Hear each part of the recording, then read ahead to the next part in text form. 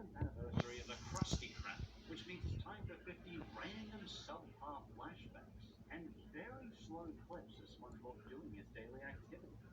After all, we've got 53 minutes to fill with 5 minutes of actual content, which perhaps means that we shouldn't have made it a special at all, and even slower, annoying music videos purely made to make animation white noise.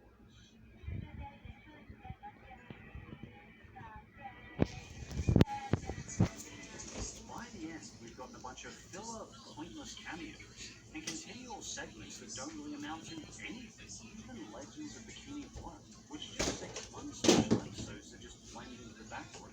At least it tried to have a purpose. Tell a bunch of old famous legends in a kind of SpongeBob way, for the most part. It didn't work, but hey, at least they had an idea. Truthful Square has no idea what it wants to be, and instead just gives us a bunch of spitball ideas. Probably the parts I liked best was Pink's 5 to 10 second scurvy song, and, well, Eddie Decent. We got scurvy, we need some vitamin C. We got scurvy, we need a lemon tree. And SpongeBob and Sandy's wedding purely for just giving that to the internet. But this is a special that should have been good, because when you have 10 years of unique ideas and memorable moments you can celebrate or get inspiration from, there's no reason to come up with a stupid clip show filled with wasted cameos and a story that goes nowhere. Even if I don't think it's quite among the worst episodes in the series, it's by far the special with the most wasted potential. And I guess in a way, that makes it a truly unique special. And personally, I think the number one best SpongeBob special is Christmas Who? Yup, both Christmas specials are on this list. I personally consider both of them classics, but I think Christmas Who in particular really captures that Xmas spirit in a very honest, simple way. And it gives us what is easily one of the show's most glorious moments. And the Xmas song is one of the most festive songs I've heard. It's so cheesily upbeat, and the lyrics are cliche, but it's still structured in a pretty unique way. The story is basically just SpongeBob trying to get Squidward more into the Xmas spirit. There's a lot of festive cheese here, but I honestly think in this case it makes the episode better. The characters are like kids discovering what Christmas is for the first time. There's so much wide-eyed wonder, and that's the main focus of the episode. They all have a different interpretation of Xmas and what it's personally about to them. And everyone pretends to like the fruitcake. I can't believe anybody would celebrate a holiday where a jolly prowler breaks into your house and leaves gifts. Yet all of them still come together in a nice way to celebrate.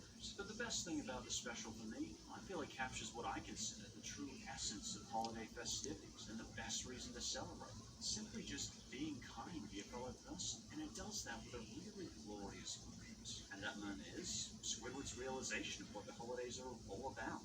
Oh, poor little guy.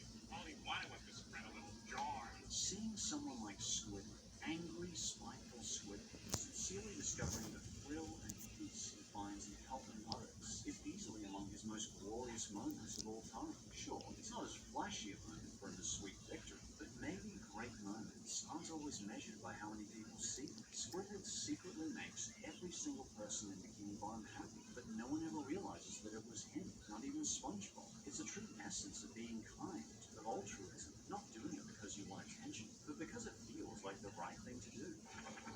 Here you go, Patrick.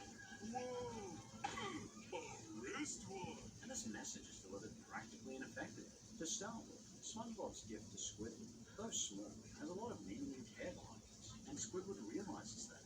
And cheesily enough, that's what awakens his Xmas spirit, and makes him adorn his red-hatted beard. And this here was probably my favorite part of the special, seeing Squidward disguising himself, and truly becoming the hero Bikini Bottom needs, but not the one it deserves. Your peanut butter tail forever. But he knows in his heart that he has brought joy to the town for his sacrifice.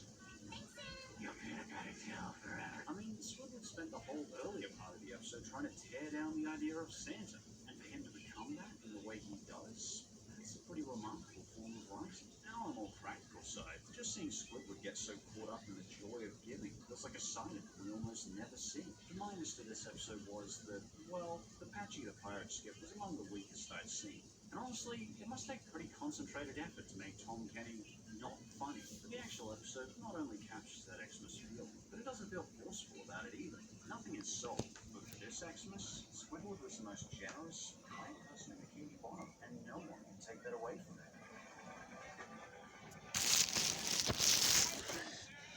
Whether best or worst, what I do appreciate about all these SpongeBob specials is they give you a different perspective on the Bikini Bottom world. How does SpongeBob handle different holidays or big moments in his life? Whether he loses his pets or just has a birthday. And if you think I missed a particular special or have any comments yourself, feel free to leave your own thoughts in the comments below. And as always, thanks for watching, and I'll see you next time.